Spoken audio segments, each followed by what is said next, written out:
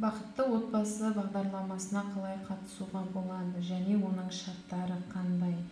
Және бақытты отбасы программасы, яғни бағдарламасы қашан басталады? Қойылатын жалпы талаптар және қандай құжаттар тапсыру керек біз бұл бағдарламаға? Және қандай сайтта өтінім береміз?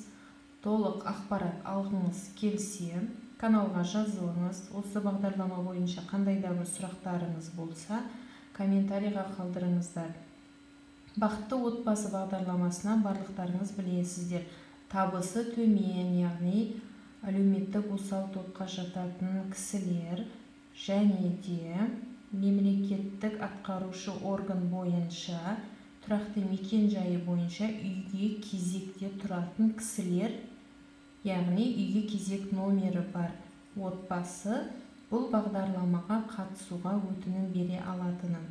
Бақытты отбасы бағдарламасына қатысқыңыз келсе және кезекке қалай тұру керек екенін білмесеңіз, немесе қандай да бір тағы да сұрақтарыңыз болса, қандай шарттары бар екенінен ақпарат толық болмаса сізде, және төменде көрсетілген көп балалы, толық емес және мүмкіндігі шектеулі баласы бар отбасы санаттарына жататын болсаңыз, каналға жазылыңыз. Толық ақпарат осы каналда болады.